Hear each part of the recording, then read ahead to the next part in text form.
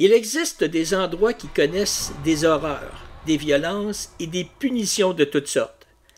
La prison du pied du courant en fait partie.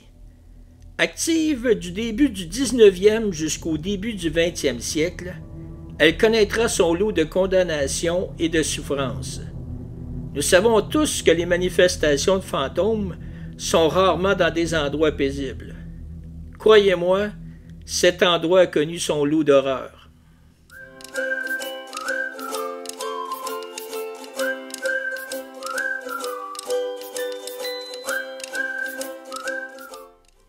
Bonjour et bienvenue à Ça pas d'allure, je suis Steph. Et bien qu'aujourd'hui nos prisons, même si elles ne sont pas des camps de vacances, elles sont bien entretenues et modernes. Mais au début du 19e siècle, c'était infiniment différent. Un édifice qui était abandonné et que, mis à part quelques curieux munis de caméras qui essaient d'entrer en contact avec des fantômes, ben ça, c'est une chose. Mais lorsque cet endroit a connu un passé où plusieurs personnes ont rendu l'âme dans la souffrance et la peur, et que cet endroit est encore habité, il y a des gens qui sont témoins à ce moment-là de rencontres inusitées. La prison du pied du courant, ou prison des Patriotes au pied du courant, ben c'est un édifice patrimonial de Montréal qui est classé site historique en 1978. L'édifice a été construit entre 1831 et 1840 par les architectes George Blakelock et John Wells. Prison de 1835 à 1912, la majeure partie de l'édifice est aujourd'hui occupée par Télé-Québec. Elle héberge aussi le centre d'interprétation La Prison des Patriotes. Elle est située au 905 avenue de Lormier, dans l'arrondissement de Ville-Marie, près de la station de métro Papineau, du fleuve Saint-Laurent et du pont Jacques-Cartier, au pied du courant Sainte-Marie.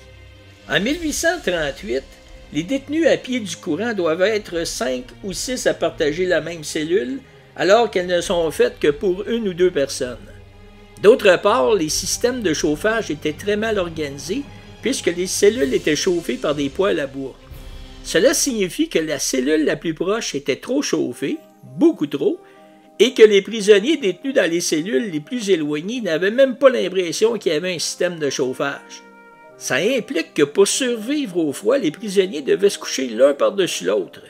De plus, les repas n'étaient pas de grand luxe, c'était souvent la même nourriture qui était servie chaque jour, puis les portions étaient minimes. La dimension des fenêtres avait un aspect très important dans une cellule. La lumière qui pénètre la cellule est souvent la seule que le détenu pouvait voir pendant plusieurs jours. C'est pour ça que les prisonniers moins coopératifs sont au rez-de-chaussée, là où il y a de toutes petites fenêtres, alors que ceux qui sont emprisonnés pour des crimes moins graves, eux autres bien, sont situés en haut avec des fenêtres un peu plus grandes. 108 prisonniers sont amenés en cour martiale en 1838. 9 d'entre eux sont acquittés et 99 sont condamnés à mort. Entre décembre 1838 et février 1839, 12 patriotes ont été pendus à la prison du pied du courant. À la suite de complications, les dirigeants de la prison ont décidé d'arrêter les exécutions. L'un des 12 patriotes pendus avait survécu à la corde. Les gardes ont dû le tuer et à cette époque, lorsque quelqu'un survit à la pendaison, ça voulait dire qu'il avait été faussement accusé. 27 des 87 prisonniers qui n'ont pas été pendus ont été libérés sous caution. 58 ont été déportés en Australie et 2 ont été bannis du pays. Parmi les gens qui ont été pendus à cet endroit, il y avait François-Marie Thomas Chevalier de Lormier. Lui, il était né le 27 décembre 1803 et il était un notaire et chef patriote canadien-français.